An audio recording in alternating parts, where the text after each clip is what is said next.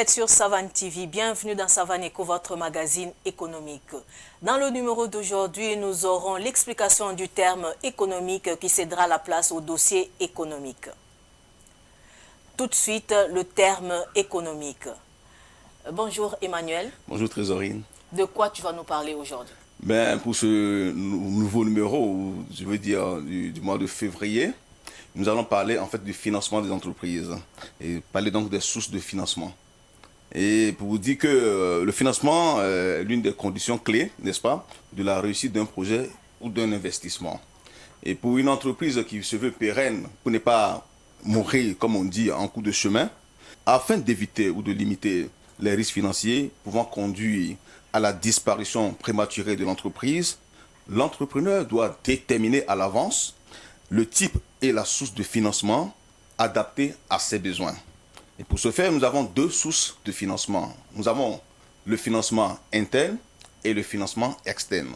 Et pour ce numéro, nous allons parler du financement interne.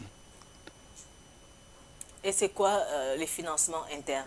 Alors, on parle de financement interne ou d'autofinancement lorsque l'entreprise peut satisfaire son besoin de financement grâce aux ressources disponibles au sein même de l'entreprise.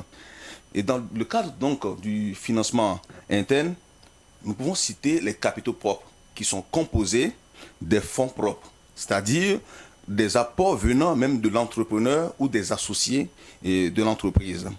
Et comme capitaux propres, ou du moins comme fonds propres, nous pouvons parler du capital minimal défini lors de la création d'entreprise et par les statuts.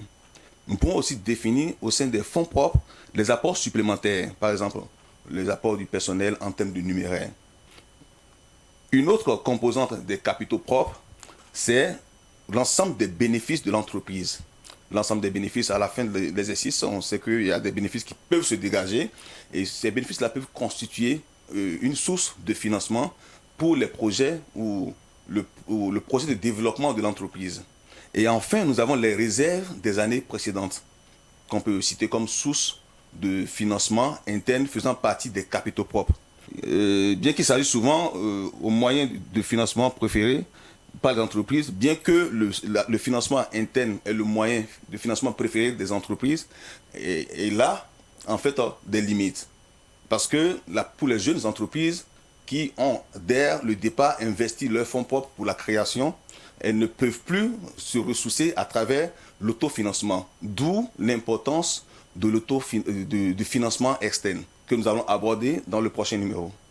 Merci Emmanuel pour cet éclaircissement sur l'explication sur les financements internes. Merci Trésorienne, merci chers téléspectateurs de Savane TV.